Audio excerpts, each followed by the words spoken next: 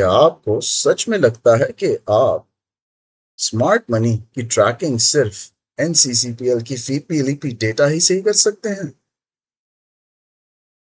चलिए आज आपको दूसरी दुनिया में लेके चलता हूँ। Take a look at this Pace chart. यहाँ आइकनाशी कैंडल्स और वॉल्यूम प्रोफाइल का स्ट्रक्चर देखकर आपको क्या महसूस हो रहा है? क्या ये कोई जेन्युइन एक्यूमुलेशन है या कोई बड़ा ट्रैप? तो एसटीपीएलपी के चार्ट को देखिए, जहाँ प्राइस एक्शन और मूविंग एवरेज का रिएक्शन बिल्कुल मुख्तलिफ है। लेकिन क्या आप बता सकते हैं कि यहाँ इंस्टीट्यूशनल बाइंग की असल तस्वीर क्या है? जरा स्पेस के चार्ट को इस वॉल्यूम इंडिकेटर पे देखें। ये मैसिव स्पाइक्स देखें। ये चीख चीख कर कुछ कह रही हैं। क्या आप इनकी बातें सुन सकते हैं और डिकोड कर सकते हैं? हम आज की मास्टर क्लास में इस पूरे सेक्टर के पांचों टिकर्स का थोड़ा फंडामेंटल, थोड़ा सा फाइनेंशियल, लेकिन मेजर एडवांस्ड एग्जीक्यूशन लेवल पे आपको टेक्निकल चार्टिंग सिखाएंगे, आपको स्ट्रेटजीज देंगे इन एंड आउट डायसेक्ट करके, ताकि आपको वो टूल्स मिल सकें जो आपको मार्केट के शोर से हटकर असल इंस्टीट्यूशनल ब्लूप्रिंट समझने में मदद दें। Welcome to Nahil Point Zero, where we strip away the market noise to find the technical truth. Let's get to the numbers. क्या आप अभी भी जमीन का एक छोटा सा टुकड़ा या फाइल खरीदने के लिए करोड़ों रुपए ब्लॉक करके बैठे हैं? फिजिकल रियल एस्टेट में हमेशा ये डर रहता है कि कहीं फ्रॉड ना हो जाए, लिक्विडिटी ना मिले या सालों साल आपका पैसा फंसा रहे। लेकिन इंस्टीट्यूशनल इन्वेस्टर्स रियल एस्टेट में एक बिल्कुल मुख्तलिफ तरीके से इन्वेस्ट करते हैं। पाकिस्तान स्टॉक एक्सचेंज के प्रॉपर्टी सेक्टर के जरिए इस वीडियो में हम 5 अहम लिस्टेड कंपनीज टीपीएलपी, जेवीडीसी, हेस, बीआरआरजी और एचयूएसआई का एक मैथमेटिकली एक्यूरेट और डेटा बैक्ड एनालिसिस करेंगे, जो आपको पूरे इंटरनेट पर कहीं नहीं मिलेगा। अगर आपने आज ये मास्टर क्लास पूरी देख ली तो आप प्रॉपर्टी ट्रेडिंग के रियल मास्टर बन जाएंगे और कभी अपना नुकसान नहीं करेंगे। इसलिए एक एक पॉइंट को गौर से सुनिएगा। चलिए अपने पीसीस पे बैठ जाएं, अपना ट्रेडिंग व्यू या कोई जो भी रिस्पेक्टिव टर्मिनल आप यूज करते हैं वो खोल लें, और जहां मैं टेक्निकल चार्ट्स पे जो करूं काइंडली मुझे मिमिक करें। Chapter number 1, introduction to the PSX property sector architecture. देखिए, लिस्टेड प्रॉपर्टी सेक्टर का मतलब होता है कि वो रियल एस्टेट कंपनीज जो स्टॉक एक्सचेंज पर पब्लिकली ट्रेड होती हैं। फिजिकल रियल एस्टेट के मुकाबले में इन स्टॉक्स में ट्रांसपेरेंट प्राइसिंग मिलती है। यहाँ आप सिर्फ कुछ हजार रुपए से पाकिस्तान के बड़े बड़े कमर्शियल प्रोजेक्ट्स में हिस्सेदार बन सकते हैं। सारी listed companies SECP, securities and exchange commission of Pakistan, जो कि स्टॉक मार्केट और कॉर्पोरेट सेक्टर्स को रेगुलेट और मॉनिटर करने वाला सरकारी इदारा है, उसके सख्त कवानीन के अंदर काम करती हैं। इस सेक्टर में कंपनीज जमीन की खरीद और फरोख्त, इंफ्रास्ट्रक्चर डेवलपमेंट और हाई राइज कमर्शियल प्लाजाज बनाती हैं। इन कंपनीज की फाइनेंशियल हेल्थ हर क्वार्टर पूरी दुनिया के सामने ट्रांसपेरेंट आती है। इंस्टीट्यूशनल एनालिसिस के मुताबिक ये सेक्टर पूरी इकोनॉमी की ग्रोथ के साथ सीधा जुड़ा हुआ है। यहाँ बाइंग और सेलिंग ऑर्डर्स सेकंड्स में एग्जीक्यूट होते हैं, जो फिजिकल प्रॉपर्टी में मुमकिन नहीं। यहाँ आपसे सवाल है, क्या रिटेल इन्वेस्टर्स बहुत कम कैपिटल के साथ इन बड़े डेवलपर्स के साथ पार्टनर बन सकते हैं? इसका जवाब है जी हाँ। स्टॉक एक्सचेंज पर लिस्टेड प्रॉपर्टी टिकर्स के जरिए आप एक शेयर खरीद कर भी उनके रियल एस्टेट एसेट्स के लीगल मालिक बन जाते हैं। Chapter number 2, macro economic catalyst and the real estate asset cycle. देखिए, रियल एस्टेट स्टॉक्स की कीमतों का सीधा ताल्लुक मुल्क के मैक्रो इकोनॉमिक फैक्टर्स से होता है। जब इन्फ्लेशन बढ़ती है तो फिजिकल लैंड की वैल्यूएशन बढ़ने से इन कंपनीज के एसेट्स की रियल वर्थ बढ़ जाती है। इंटरेस्ट रेट्स जब नीचे आते हैं तो रियल एस्टेट सेक्टर के लिए सस्ता पैसा उठाना आसान हो जाता है। मुल्क का सीमेंट और स्टील सेक्टर जब सस्ता होता है तो इन प्रॉपर्टी कंपनीज की कंस्ट्रक्शन कॉस्ट कम हो जाती है। फॉरेन रेमिटेंसेस का एक बड़ा हिस्सा इन लिस्टेड डेवलपर्स के मेगा प्रोजेक्ट्स में इन्वेस्ट होता है। कंज्यूमर परचेसिंग पावर बढ़ने से इनकी रेजिडेंशियल और कमर्शियल यूनिट्स जल्दी बिकते हैं। गवर्नमेंट की टैक्स इंसेंटिव्स इस सेक्टर के प्रॉफिट मार्जिन को सीधा ऊपर लेके जाते हैं। रियल एस्टेट का अपना एक साइकिल होता है जहां सस्ती कीमतों के बाद हमेशा कंसोलिडेशन और फिर एक बुलिश ब्रेकआउट आता है।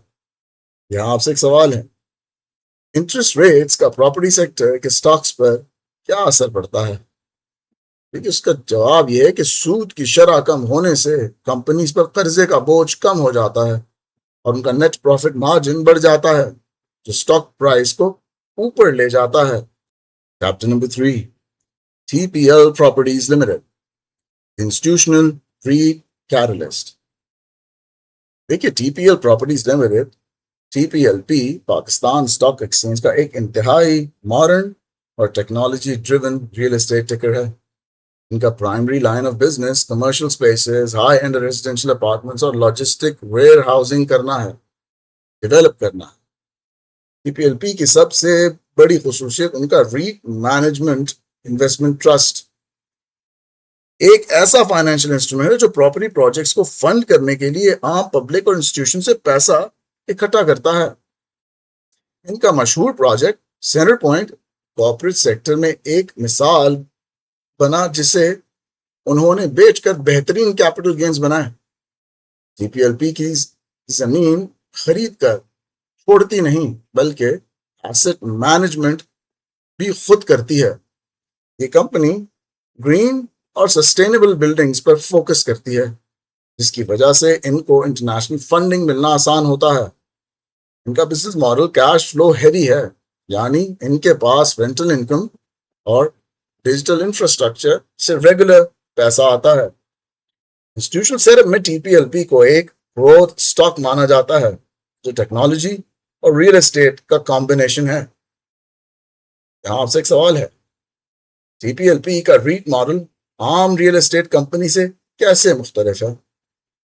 उसका जवाब है कि रीट मॉडल के जरिए कंपनी बड़े प्रोजेक्ट्स को बगैर बड़े कर्जे के पब्लिक शेयर्स इशू करके फंड करती है, जिससे रिस्क बहुत कम हो जाता है। चलिए, आप अपनी स्क्रीन पर TPLP को खोल लें, यहाँ से आइकनाशी कैंडल सेलेक्ट कर लें। फिलहाल कुछ भी ना लगाएं, हम सबसे पहले फिबोनाची ट्रेसमेंट सीखते हैं। देखिए, फिबोनाची ट्रेसमेंट के लिए दो तरीके होते हैं, या तो हम बॉटम टू टॉप या तो टॉप टू बॉटम ट्रेस करते हैं। देखिए, जब कोई स्टॉक लंबे अरसे तक डाउन ट्रेंड में रहता है तो हम उसकी रिकवरी को मुहैया करने के लिए टॉप टू बॉटम यूज करते हैं। इसका मकसद ये है कि हम उन रेजिस्टेंस लेवल्स को पहले से मार्क कर सकें जहां से प्राइस को नीचे धकेला जाएगा। ये हमारे लिए एक सिक्योरिटी वॉल की तरह काम करता है ताकि हम प्रॉफिट बुकिंग के लिए तैयार रहें। इसके बरक्स बॉटम टू टॉप जो हम ट्रेसिंग करते हैं, हमें किसी बुल ट्रेंड की सपोर्ट फाइंड करनी होती है। इसका मकसद ये होता है कि हम ट्रेंड के दौरान आने वाले टेम्पररी डिप्स को पहचान सकें। जब प्राइस किसी अप ट्रेंड में वापस नीचे आती है तो ये टूल बताता है कि कहाँ खरीदना सबसे सेफ है। ये पैरामीटर्स तब अप्लाई होते हैं जब स्टॉक अपना मेजर डाउन ट्रेंड या अप ट्रेंड का सफर नया शुरू करता है। तो आइए मेरे साथ ट्रेस करते हैं। यहां पर जाएं, फिबोनाची ट्रेसमेंट निकालें। अब जैसा कि मैंने आपको समझाया उस हिसाब से ये डाउन ट्रेंड पे है, मैंने इसे वीकली के ऊपर लिया हुआ है। बिफोर वी ट्रेस, आप पहले डेली, वीकली और मंथली तीनों पे कब फिबोनाची लगाते हैं और उसका क्या फायदा होता है ये समझ लें। देखिए, फिबोनाची एनालिसिस के लिए वीकली टाइम फ्रेम का इंतखाब इसलिए किया जाता है क्योंकि ये मार्केट के असल मैक्रो ब्लूप्रिंट फराहम करता है। छोटे टाइम फ्रेम्स में मार्केट बहुत ज्यादा नॉइजी होती है, वहां प्राइस मैनिपुलेशन का खतरा हमेशा रहता है। वीकली चार्ट पर हर कैंडल पूरा हफ्ता भर किसी इंस्टीट्यूशनल बैटल को रिप्रेजेंट करती है, जिसे नॉइज मुकम्मल तौर पर फिल्टर हो जाता है। इस टाइम फ्रेम पर जो फिबोनाची लेवल्स ड्रॉ होते हैं वो सबसे ज्यादा रिलायबल और अनब्रेकेबल तस्वुर होते हैं। जब हम टीपीएलपी जैसे स्टॉक्स को एनालाइज करते हैं तो वीकली चार्ट ही हमें वो बिग पिक्चर लेवल देता है जो महीनों तक मार्केट को कंट्रोल करती है। देखिए, मंथली टाइम फ्रेम का इस्तेमाल सिर्फ तब करना चाहिए जब आपका मकसद मल्टी ईयर या लॉन्ग टर्म इन्वेस्टमेंट होराइजन हो। इस चार्ट पर फिबोनाची लेवल्स बहुत लंबे अरसे तक चलते हैं और इनका रिएक्शन बहुत स्लो होता है। अगर आपका एम 5 से 10 साल का स्टॉक एक्यूमुलेशन है तो मंथली फिबोनाची आपको बेहतरीन मैक्रो एंट्री जोन्स बता सकता है, लेकिन डे ट्रेडिंग या स्विंग ट्रेडिंग के लिए मंथली चार्ट पर रिलाय करना बहुत रिस्की और मिसरीडिंग हो सकता है। सिर्फ तभी इसे चेक करें जब आपको मार्केट की एब्सोल्यूट टॉप या बॉटम हिस्ट्री वेरीफाई करनी हो। और डेली टाइम फ्रेम का फिबोनाची एनालिसिस तब सबसे ज्यादा पावरफुल होता है जब आप स्विंग ट्रेडिंग कर रहे हो और आपका मकसद कुछ दिनों या हफ्तों में प्रॉफिट टेकिंग करना हो। डेली चार्ट पर हमें वो छोटे इंपल्सिव मूव्स मिलते हैं जिन पर एल्गोस यानी एल्गोरिदम्स बहुत तेजी से रिएक्ट करते हैं। जब वीकली चार्ट पर प्राइस किसी अहम फिबोनाची लेवल के करीब हो तो डेली चार्ट हमें एग्जैक्ट एंट्री का ट्रिगर देता है। डेली फिबोनाची का इस्तेमाल तब करें जब ट्रेंड क्लियरली विजिबल हो और मार्केट में मोमेंटम बढ़ रहा हो। इसे यूज करने से आपको शॉर्ट टर्म वॉलेटिलिटी में बहुत अच्छी प्रिसिजन मिलती है जो वीकली चार्ट से मिस हो सकती है। तो चलिए अब फिबोनाची ड्रॉ करते हैं। देखिए, इसके पैरामीटर्स और पॉइंटर्स को सेट करने के लिए सबसे पहले आपको absolute swing high down trend वालों की बात हो रही। तो absolute swing high weekly level पे मुझे मिल रहा है तकरीबन एग्जैक्टली मंडे 20 सितंबर 2021 और इसका एब्सोल्यूट सबसे नीचे बॉटम चाहिए मुझे। तो एब्सोल्यूट बॉटम मुझे ये मिल रहा है। दिस इज मंडे 30 मार्च 2026। देखिए, इनका चुनना, इन विक्स का को रिस्पेक्ट करना बहुत जरूरी है। इसे विक से विक तक ड्रॉ करना टेक्निकल प्रिसिशन के लिए बहुत अहम है। अगर आप विक्स को इग्नोर करेंगे तो आपके लेवल्स थोड़े से शिफ्ट हो जाएंगे जो एंट्री में गलती का सबब बनते हैं। हमेशा कोशिश करें कि प्राइस एक्शन के एक्सट्रीम पॉइंट्स के एंकर्स को रिस्पेक्ट करें। तो यहां पर आए, क्लिक करें और इसे जो एब्सोल्यूट आपको सबसे नीचे वाला मिल रहा है उस पे उसको ट्रेस कर लें। देखिए, आपके सामने एक ब्यूटीफुल सा स्ट्रक्चर बन गया है। इसे जरा समझिए। देखिए, फिबोनाची रिट्रेसमेंट मार्केट की हिडन ज्योमेट्री को समझने का सबसे ताकतवर टूल है। ये सिर्फ रैंडम लाइंस नहीं बल्कि मैथमेटिकल रेशियोज हैं जो मार्केट का नेचुरल रिदम बताती हैं। हम इसे यूज करते हैं ताकि हम अंदाजों के बजाय एक्यूरेसी के साथ प्राइसेस मार्क कर सकें। जब मार्केट ट्रेंड बदलती है तो फिबोनाची ही वो रास्ता दिखाता है जहां बड़े खिलाड़ी वापस आते हैं। फिबोनाची का सबसे बड़ा फायदा यह है कि ये ऑटोमेटेड इंस्टीट्यूशन एल्गोरिदम्स के साथ अलाइन होता है। जब बड़े इंस्टीट्यूशंस मार्केट में ऑर्डर्स प्लेस करते हैं तो वो इन्हीं जियोमेट्रिक रेशियोज का सहारा लेती हैं।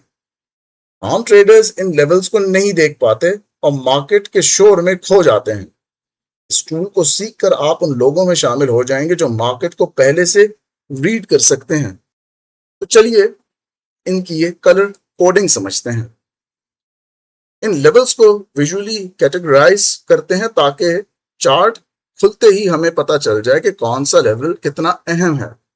देखिए, जो रेड कलर हमारा है ये 0.236 आपको यहाँ लिखा हुआ नजर आ रहा होगा। ये इनिशियल रेजिस्टेंस के तौर पर काम करता है। इस लेवल को क्रॉस करने के बाद प्राइस अगले लेवल की तरफ मूव करती है। रेड जोन को देखकर आपको हमेशा कॉशियस रहना चाहिए क्योंकि यहां से ट्रेंड रिवर्सल का खतरा होता है। और ये येलोइश सा जो ऑरेंज सा कलर है, इसका यहां पर आपको 0.382 लेवल लिखा हुआ नजर आ रहा होगा। ये मिड ट्रेंड हर्डल्स को ट्रेस करता है। देखिए, जब प्राइस 0.236 को पार कर लेती है तो 0.382 का अगला बड़ा इम्तिहान होता है। अक्सर स्मार्ट मनी इस लेवल पर अपने थोड़े प्रॉफिट बुक कर लेती है।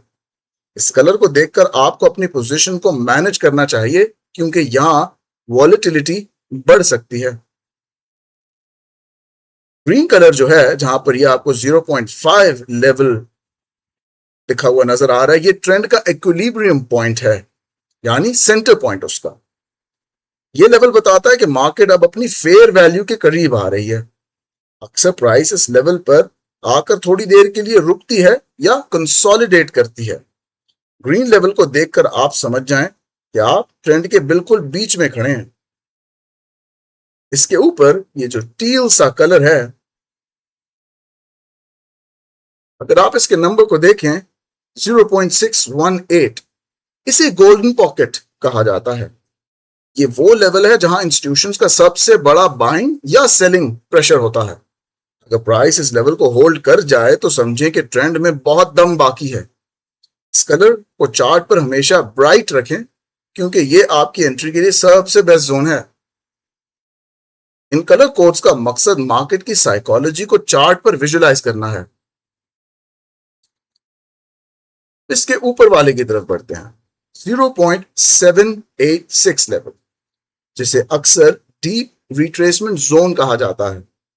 मार्केट की फाइनल लाइन ऑफ डिफेंस होती है ये।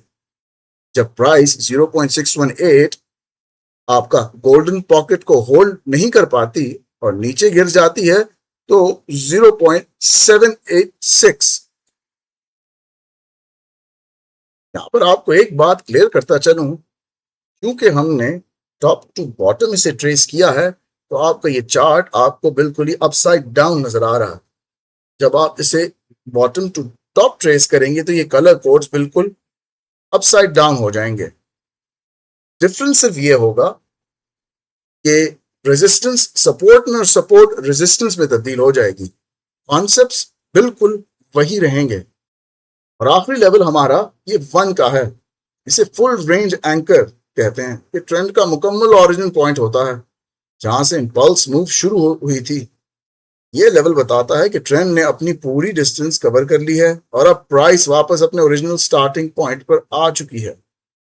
जब प्राइस 1 पर पहुंच जाती है तो ये अक्सर डबल बॉटम या ट्रेंड रिवर्सल होता है। लेकिन again, it is upside down, इसलिए you have to think support is resistance and resistance is support. आपकी स्क्रीन के ऊपर मैंने इसी चार्ट पे रिलेटिव स्ट्रेंथ इंडेक्स का इंडिकेटर लगाया है। इसकी सेटिंग्स जरा देख लें। देखिए, हम RSI 14 को क्लोज, सोर्स और नो स्मूथिंग के ऊपर रखते हैं। ये करने से हम इंडिकेटर के अंदर मैथमेटिकल लैग और डिले खत्म कर देते हैं। इस रॉ और अनफिल्टर्ड सेटिंग का असल मकसद प्राइस एक्शन के मोमेंटम को बिना किसी आर्टिफिशियल स्मूथिंग के रियल टाइम में कैप्चर करना है। जब आप नो स्मूथिंग यूज करते हैं तो RSI की लाइन थोड़ी तेजी से मूव करती है, जिससे आपको बुलिश या बेरिश डाइवर्जेंस प्राइस मूव पकड़ना जल्दी हो जाता है। वीकली चार्ट पर अगर आप इसे यूज करते हैं तो ये सेटिंग हमें बड़े ट्रेंड के अंदर छिपी हुई इंस्टीट्यूशनल मोमेंटम शिफ्ट को स्पॉट करने में मदद करती है, जो स्मूथ RSI में अक्सर मिस हो जाती है। डेली चार्ट पर जब हम इसे यूज करते हैं तो ये स्विंग ट्रेडिंग के दौरान शॉर्ट टर्म एग्जॉशन जोन्स को पिन पॉइंट करने के लिए बेहतरीन लाई डिटेक्टर का काम करती है।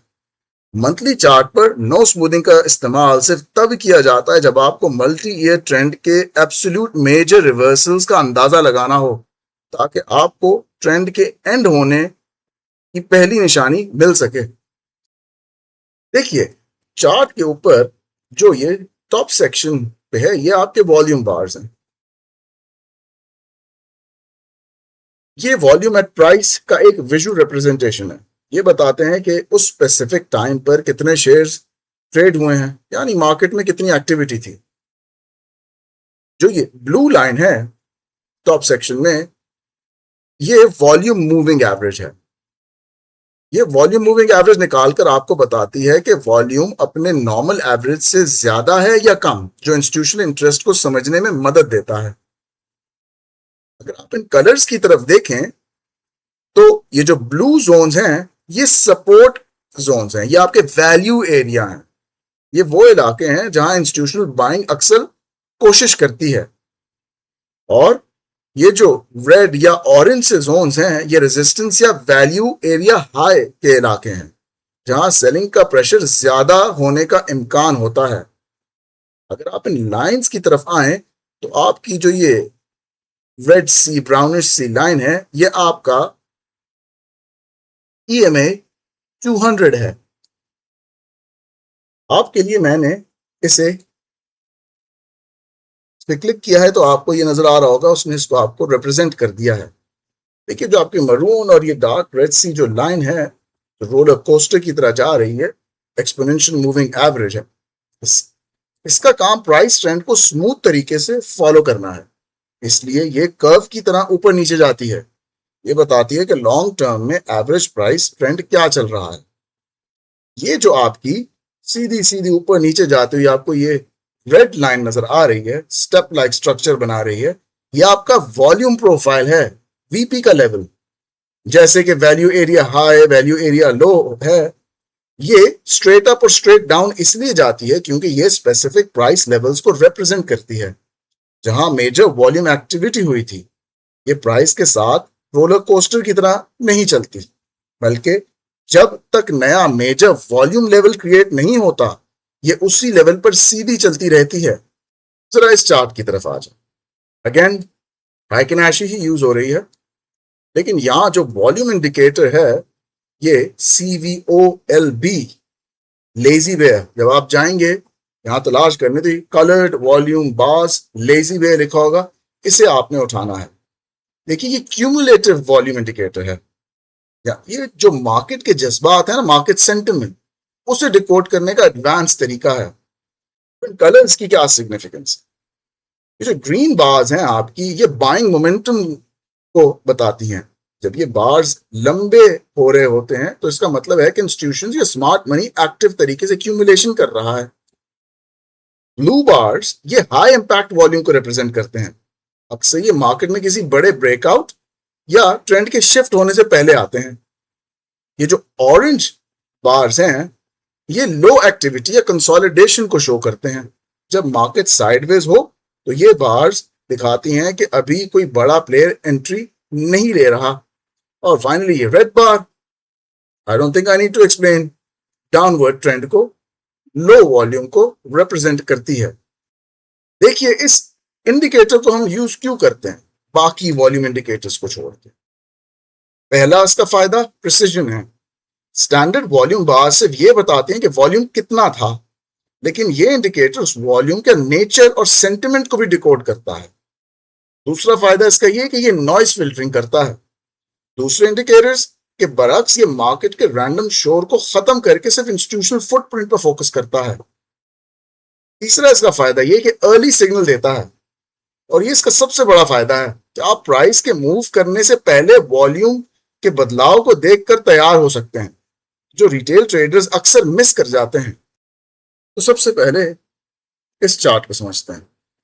वीकली चार्ट के ऊपर हमारी EMA की लाइन 10.97 पे है और स्टॉक 10.73 पे है।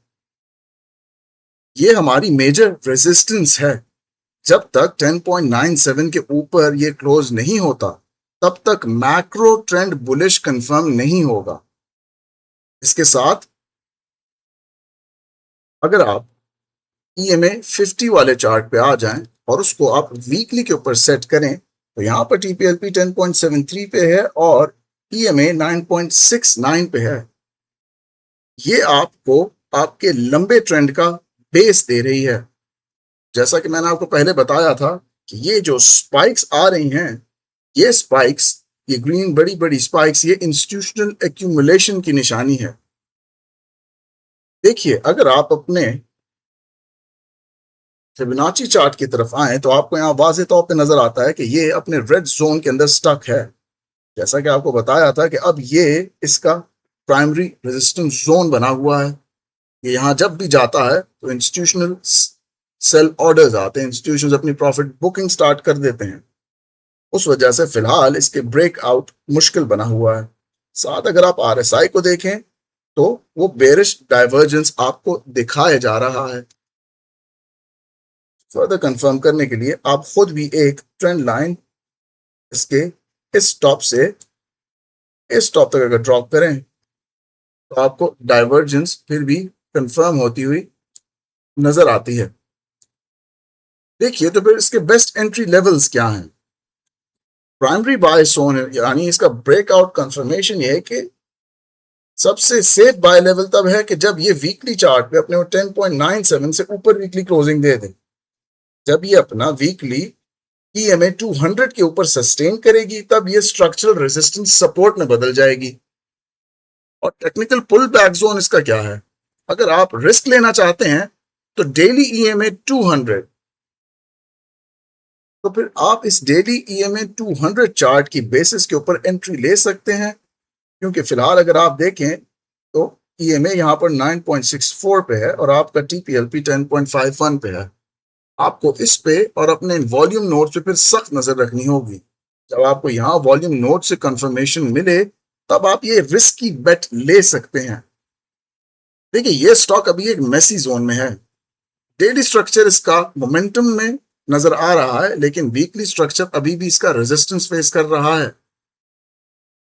Chapter number 4, Javeda corporation limited, JVDC।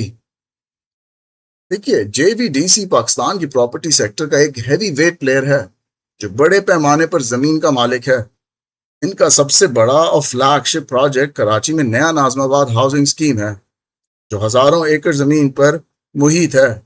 JVDC का मॉडल इंफ्रास्ट्रक्चर डेवलपमेंट यानी कच्ची जमीन को डेवलप करके रोड, सीवरेज और यूटिलिटीज लगाने पर चलता है। इनके पास इन्वेंट्री बहुत बड़ी मगर मिकदार मौजूद में है। फाइनेंशियल एनालिसिस के मुताबिक JVDC की रेवेन्यू रिकग्निशन तब होती है जब प्लॉट्स की बुकिंग और पोजीशन दी जाती है। कंपनी की अर्निंग्स पर शेयर में पिछले सालों में बेहतरीन ग्रोथ देखी गई है। नया नाजमाबाद में कमर्शियल जोन्स, स्पोर्ट्स कॉम्प्लेक्सेस और हाई राइज प्रोजेक्ट्स इनके फ्यूचर प्रॉफिट पाइपलाइन को सिक्योर करते हैं। इंस्टीट्यूशनल इन्वेस्टर्स JVDC को इसके कॉन्क्रीट लैंड बैंक की वजह से वैल्यू स्टॉक समझते हैं। आपसे सवाल है, JVDC की स्टॉक प्राइस का सबसे बड़ा ग्रोथ ड्राइवर क्या है? इसका जवाब यह है कि नया नाजमाबाद के कमर्शियल फेसेस की कामयाब सेल और वहां मिलने वाले कैश रिकवरीज इसकी स्टॉक प्राइस का सबसे बड़ा ड्राइवर हैं। तो आइए JVDC के चार्ट समझते हैं। जैसा कि मैंने आपको बताया था कि पिछला स्टॉक हमारा डाउनवर्ड ट्रेंड में था, तो हमने टॉप टू बॉटम ट्रेसिंग की थी। इसका मैंने मैक्रो लेवल पे जो सबसे मुझे बॉटम मिला उससे मैंने जो सबसे टॉप मिला उसके साथ उसकी ट्रेसिंग की। अगर आप देखें तो स्टॉक यहाँ रेड जोन में आ चुका है, यानी निहायत ही ओवर एक्सटेंडेड है। यही वो जगह है जहां पर institutional profit taking heavy level पे होती है। अगर आपके पास इसकी होल्डिंग्स हैं तो इस वक्त ये प्रॉफिट टेकिंग का बेहतरीन तरीका है। देखें, यहां से आकर इसे वापस आपको बुलिश मोमेंटम शो तो किया, लेकिन आप नीचे RSI को देखें, वो आपको डाइवर्जेंस पहले से दे चुका है और वो बता रहा है कि इंटरनली वीकनेस शुरू हो गई है, यानी इंटरनली लिक्विडिटी खत्म होती जा रही है। क्यों? इंस्टीट्यूशंस बेचते जा रहे हैं। अगर आप इसके डेली EMA 50 चार्ट को देखें तो आपका EMA 50 136.72 पे है, JVDC 146.61 पे है। इन चार्ट्स पे ये स्ट्रेंथ तो शो कर रहा है, लेकिन अगर आपको याद हो शुरू में मैंने आपको इन जोन्स के बारे में भी बताया था। ये रेड जोन देख रहे हैं, यहां पर भी जब ये आया था रेड जोन तो इंस्टीट्यूशनल प्रॉफिट टेकिंग हुई, वापस पुश बैक हुआ, वापस से बाइंग हुई, फिर से ऊपर लेकर बुलिश मोमेंटम बनाया और यहां से फिर से प्रॉफिट टेकिंग करके वही काम फिर से कर रहे हैं जो यहां पर भी हमें नजर आ रहा है। और आरएसआई हमें बता रहा है कि प्रॉफिट बुक कर लें इंस्टीट्यूशंस के साथ आप भी। ईएमए 50 वीकली पर भी वही कहानी सुना रहा है कि हाँ आया, इस इंस्टीट्यूशनल जोन में प्रॉफिट टेकिंग की गई। इन बार्स को देखें, इंस्टीट्यूशंस बाइंग करते हैं, फिर प्रॉफिट बुक करते हैं, फिर उसे बुलिश मोमेंटम देते हैं। आपने सिर्फ उनको पकड़ना है और उनके साथ राइड करना होता है, उनके खिलाफ कभी नहीं चलना होता। डेली चार्ट को ईएमए 200 पे देखें, आपका ईएमए 113.49 पे है, जेबीडीसी 147.20 पे है। अगर आपको सारी छोटी छोटी टेक्निकलिटीज नहीं पता तो आप यही सोचेंगे कि फिलहाल होल्ड करता हूं, उल्टा और एक्यूमुलेट करता हूं। बल्कि अक्लमंदी यह है कि यहां से प्रॉफिट टेकिंग कर ली जाए, क्योंकि चांसेस नीचे आने के बन रहे हैं। हो सकता है एक दो दफा और पंप किया जाए, क्योंकि इंस्टीट्यूशंस के पास होल्डिंग्स बहुत होती हैं, उनको खाली करने में टाइम लगता है, इसलिए बार बार वो पंप भी करते हैं। ये बार्स भी आपको यही कहानी सुनाती है कि उसे पंप किया जाता है, प्रॉफिट टेकिंग की जाती है। फाइनली ईएमए 200 को मैक्रो लेवल के ऊपर देखें, इसकी सपोर्ट मैक्रो लेवल पे काफी नीचे है, लेकिन अगेन हर चार्ट के अंदर वो ओवर एक्सटेंडेड जोन में आ चुका है और हर चार्ट एक ही कहानी सुना रहा है कि इस रेजिस्टेंस जोन पे जहां इंस्टीट्यूशन प्रॉफिट टेकिंग करते हैं उससे ऊपर चार्ट ब्रेक थ्रू नहीं कर पा रहा और प्रॉफिट टेकिंग इस वक्त बेस्ट है। यहां पर फिलहाल नई पोजीशंस लेने का ये वक्त नहीं है। HUSI chapter number 6, corporate pivot analysis, the case of Hussain industries limited. देखिए, हुसैन इंडस्ट्रीज लिमिटेड पहले एक टेक्सटाइल मिल थी जो 1953 में बनी थी, लेकिन उन्होंने एक बड़ा कॉर्पोरेट पिवट किया। कंपनी 2014 के बाद अपना टेक्सटाइल बिजनेस बिल्कुल खत्म कर दिया और रियल एस्टेट सेक्टर में कदम रखा। इन्होंने रेगुलेटर से बाकायदा अपना ऑब्जेक्ट क्लॉज तब्दील करवाया ताकि रियल एस्टेट डेवलपमेंट कर सकें। HUSI के पास कराची के अहम इंडस्ट्रियल और कमर्शियल इलाकों में कीमती जमीनें मौजूद हैं जिन्हें अब रीडेवलप किया जा रहा है। टेक्सटाइल से रियल एस्टेट में आने से कंपनी की लॉस मेकिंग बैलेंस शीट एक प्रॉफिटेबल एंटिटी में तब्दील हो गई। इनका फ्री फ्लोट काफी कम है, जिससे कीमत तेजी से मूव करती है। एनालिसिस के मुताबिक HUSI एक यूनिक टर्न अराउंड एसेट है जिसकी जमीन की मार्केट वैल्यू इसकी पुरानी बुक वैल्यू से कहीं ज्यादा है। फाइनेंशियल ईयर 2025 और 2026 के डेटा के मुताबिक इनकी नेट इनकम और अर्निंग्स ट्रेजेक्टरी में मुस्बत तब्दीली आई है। यहाँ आपसे सवाल है, HUSI ने टेक्सटाइल छोड़कर रियल एस्टेट का रुख क्यों किया? उसका जवाब है क्योंकि टेक्सटाइल सेक्टर में बढ़ती हुई एनर्जी कॉस्ट और लॉसेस की वजह से मैनेजमेंट ने अपनी कीमती जमीन को कैश करने के लिए रियल एस्टेट का पिवट चुना जो ज्यादा मुनाफा बख्श है। Chapter number 7, commercial distress and structural turnarounds, Pace limited, PACE। देखिए, पेस लिमिटेड सलमान तासीर मरहूम के फर्स्ट कैपिटल ग्रुप की कंपनी है जो 1992 में बनी थी। इन्होंने लाहौर में पेस गुलबर्ग बनाकर पाकिस्तान में इनक्लोज शॉपिंग मॉल रिटेल का कल्चर मुतारिफ करवाया था।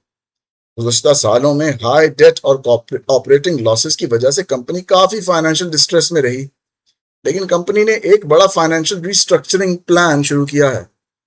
SECB की इजाजत से उन्होंने बिलियंस की डेट इक्विटी स्वैप किया है। इन्होंने फ्रेश इक्विटी इशू की है ताकि उनका कैश फ्लो फाल हो सके और मौजूदा प्रोजेक्ट्स को मुकम्मल किया जा सके। पेस का स्टॉक एक हाई बेरा पेनी स्टॉक है और यहाँ रिटेल वॉल्यूम्स बहुत ज्यादा होते हैं।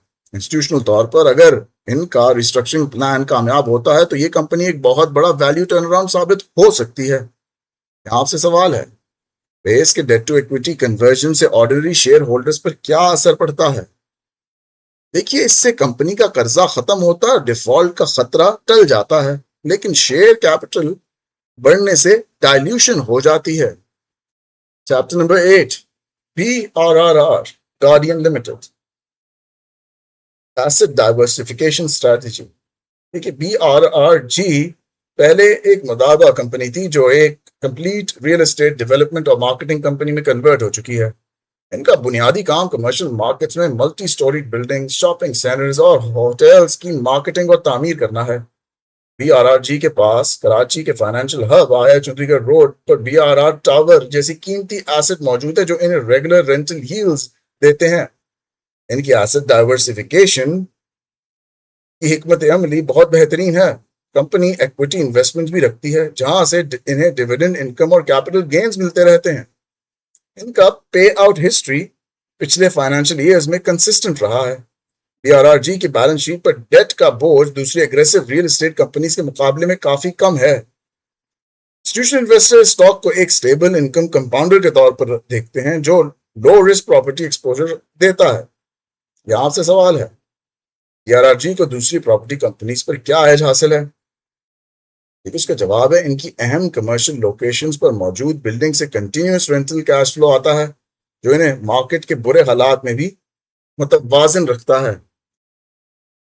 Chapter number 9, understanding valuation price to book ratio versus market value. देखिए, प्रॉपर्टी सेक्टर का एनालिसिस करने के लिए सबसे अहम metric price to book ratio होता है। बुक वैल्यू का मतलब होता है कि अगर कंपनी के तमाम एसेट्स बेचकर सारी लायबिलिटीज उतार दी जाएं तो पेपर पर क्या बचेगा। रियल एस्टेट कंपनीज की जमीन की रियल मार्केट वैल्यू अक्सर उनकी दस्तावेजी बुक वैल्यू से कहीं ज्यादा होती है क्योंकि जमीन की वैल्यूएशन रोज नहीं होती। अगर किसी प्रॉपर्टी स्टॉक का पीबी रेशियो 1 से कम हो तो इसका मतलब है कि स्टॉक अपनी रियल एसेट वैल्यू से सस्ता बिक रहा है। टीपीएलपी और जेवीडीसी जैसे स्टॉक्स की वैल्यूएशन उनके कॉन्क्रीट लैंड बैंक की रीवैल्यूएशन रिपोर्ट्स पर डिपेंड करती है। पेनी स्टॉक जैसे पेस का पीबी रेशियो अक्सर नेगेटिव या एबनॉर्मल हो जाता है अगर एक्यूमुलेटेड लॉसेस एसेट से बढ़ जाएं। इंस्टीट्यूशनल इन्वेस्टर हमेशा अनडिस्कवर्ड प्रॉपर्टीज और हिडन लैंड वैल्यूज ढूंढते हैं जो फाइनेंशियल स्टेट्स में छुपी होती हैं। कामयाब ट्रेडिंग के लिए हमेशा मार्केट कैपिटलाइजेशन को एसेट से तोलना चाहिए। यहाँ आपसे सवाल है, क्या कम पीबी रेशियो का मतलब हमेशा यह है कि स्टॉक खरीद लेना चाहिए? उसका जवाब है कि नहीं। अगर कंपनी पर कर्जा बहुत ज्यादा हो या मैनेजमेंट फ्रॉड हो तो कम पीबी रेशियो के बावजूद स्टॉक मजीद गिर सकता है, जिसे वैल्यू ट्रैप कहते हैं। Chapter number 10, income statements decoded, earnings पर शेयर इन प्रॉपर्टी इक्विटीज। देखिए, प्रॉपर्टी कंपनीज का नेट प्रॉफिट उनकी बिल्डिंग कंस्ट्रक्शन की कंप्लीशन स्टेज और सेल डीड्स पर डिपेंड करता है। अर्निंग पर शेयर से पता चलता है कि आपके एक सिंगल शेयर पर कंपनी ने कितना रियल कैश या मुनाफा कमाया है। रियल एस्टेट सेक्टर में ईपीएस बहुत ज्यादा वॉलेटिल होती है क्योंकि प्लॉट हर क्वार्टर में एक जितने नहीं बिकते।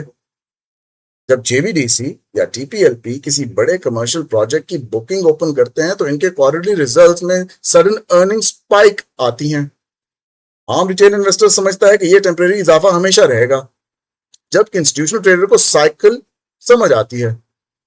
प्राइस टू अर्निंग रेशियो से पता चलता है कि कंपनी के मुनाफे के मुकाबले में शेयर कितना महंगा है। अगर किसी प्रॉपर्टी कंपनी की ईपीएस मुसलसल बढ़ रही हो तो इसका मतलब है कि उनका प्रोजेक्ट डिलीवरी मैकेनिज्म कामयाब है। एचयूएसआई और बीआरआरजी जैसी कंपनीज के फाइनेंशियल स्टेटमेंट में ऑपरेटिंग रेवेन्यू पर फोकस करना चाहिए। आपसे सवाल है, प्रॉपर्टी स्टॉक्स का पीई रेशियो दूसरे सेक्टर से मुख्तलिफ क्यों होता है? देखिए, उसका जवाब है क्योंकि इनकी अर्निंग्स सिक्लिकल होती हैं। जब मेगा प्रोजेक्ट्स डिलीवर होते हैं तो पीई रेशियो अचानक बहुत कम और अट्रैक्टिव हो जाती है। Chapter number 11, free float and liquidity, how order book depth controls volatility. देखिए, फ्री फ्लोट का मतलब होता है कि कंपनी के वो शेयर जो स्पॉन्सर्स या डायरेक्टर्स के पास नहीं है बल्कि ओपन मार्केट में आम पब्लिक के पास ट्रेडिंग के लिए अवेलेबल हैं। टीपीएलपी और पेस के पास मिलियंस के ट्रेडिंग वॉल्यूम्स हैं जो हाई लिक्विडिटी को जाहिर करते हैं। हाई लिक्विडिटी का मतलब है कि आप जब चाहें जितनी बड़ी मिकदार में चाहें शेयर्स को फौरन खरीद या बेच सकते हैं बगैर प्राइस को डिस्टर्ब किए। इसके बरक्स लो फ्लोट स्टॉक्स में आमतौर पर कीमतों को बड़े ऑपरेटर्स के जरिए मैनिपुलेट करना आसान होता है क्योंकि थोड़ी सी बाइंग से अपर लॉक लग जाता है। इंस्टीट्यूशनल ट्रेडर्स हमेशा उन टिकर्स को तरजीह देते हैं जहां हाई वॉल्यूम्स हो ताकि उनका एग्जिट एग्जीक्यूशन स्मूथ हो। यहां आपसे सवाल है, अगर किसी स्टॉक का वॉल्यूम लाखों में हो जैसे टीपीएलपी का तो इसका इन्वेस्टर को क्या फायदा है? देखिए, इसका फायदा यह है कि इन्वेस्टर का पैसा कभी फंसा नहीं रहता। वो मार्केट रेट पर सेकंड्स में अपना asset. Finally, last chapter, portfolio construction strategy for the modern PSX property investor. देखिए, पोर्टफोलियो कंस्ट्रक्शन का मतलब होता है कि अपने पूरे पैसे को किसी एक इक्विटी या टिकट में लगाने के बजाय एक मैथमेटिकली बैलेंस तरीके से फैलाना। प्रॉपर्टी सेक्टर में इन्वेस्ट करते वक्त अपना रिस्क डाइवर्सिफाइड रखें। एक ही एसेट क्लास या डेवलपर पर पूरा पैसा कभी ना लगाएं। अपनी टोटल प्रॉपर्टी इक्विटी कैपिटल का कुछ हिस्सा रेगुलर यील्ड एसेट में रखें। बड़ा हिस्सा उन डेवलपर्स को दें जिनके पास मैसिव ऑन ग्राउंड एग्जीक्यूशन चल रही हो। हाई रिस्क स्पेकुलेटिव कैपिटल पैसा डूब भी जाए तो फर्क ना हो। ये सिर्फ टर्न अराउंड सेटअप्स में लगाना चाहिए। हर महीने या हर क्वार्टर बैलेंस शीट क्या बदलते हुए नंबर्स के मुताबिक अपने पोर्टफोलियो को रीबैलेंस करें। स्टॉक एक्सचेंज पर एसेट एलोकेशन आपको फिजिकल रियल एस्टेट के मुकाबले में हमेशा फ्लेक्सिबल एग्जिट की आजादी देती है। इंस्टीट्यूशनल ग्रेड अप्रोच यही है कि आप हमेशा होशो हवास, फैक्चुअल डेटा और मैथमेटिकली वेरीफाइड चार्ट्स पर ट्रेडिंग करें, जज्बात पर नहीं। आपसे सवाल है, पोर्टफोलियो कंस्ट्रक्शन का सबसे बड़ा सुनहरा उसूल क्या है? इसका जवाब है, do not put all your eggs in one basket. एक ही टोकरी में सारे अंडे ना डालें। यानी अपना पूरा पैसा कभी भी किसी एक स्टॉक में ना ब्लॉक करें, ताकि मार्केट क्रैश में आप हमेशा सेफ रह सकें। दोस्तों, इनिशियली मैंने सोचा था कि सारे चार्ट्स की टेक्निकल्स करूंगा। वीडियो बहुत लंबी होती जा रही है। एतराज करते हैं दोस्त यार, community members, respected community members. तो मैंने सोचा व्हाई नॉट, आपको अप ट्रेंड वाला भी सिखा दिया, आपको डाउन ट्रेंड वाला भी सिखा दिया। अगले आप खुद करें, कम्युनिटी में पोस्ट डाल दें, यहाँ पर आके कमेंट कर देंगे फर्दर क्वेश्चंस, और काइंडली बताइएगा कि जब आपने चार्टिंग अगले चार्ट्स में खुद की तो आपकी क्या फाइंडिंग्स थी। मैं यहाँ पर खुद चेक करके आपको बता दूंगा कि अगर कोई डिफरेंस है तो क्या है और उसको करेक्ट किस तरह करना है। दोस्तों, ये पाकिस्तान स्टॉक एक्सचेंज के पूरे रियल एस्टेट और प्रॉपर्टी सेक्टर का सबसे, उम्मीद है आपको बेहतरीन एनालिसिस लगा होगा। अगर आप हर टिकर के डेटा, बैलेंस शीट और टेक्निकल चार्ट रूल्स को फॉलो करके ट्रेड करेंगे तो इक्विटी मार्केट आपको फिजिकल प्रॉपर्टी से कहीं ज्यादा लिक्विडिटी और आसान तरीके से बेहतरीन रिटर्न्स दे सकती है। इस वीडियो को अपने उन दोस्तों के साथ जरूर शेयर करें जो फाइल्स और प्लॉट्स के चक्करों में अपना पैसा फंसा कर बैठे हैं। मजीद data backed up to date videos देखने के लिए चैनल को सब्सक्राइब जरूर करें, वीडियो को काइंडली लाइक करें और बेल आइकॉन जरूर दबाएं। अगली वीडियो तक के लिए मुझे इजाजत दीजिए। Happy trading.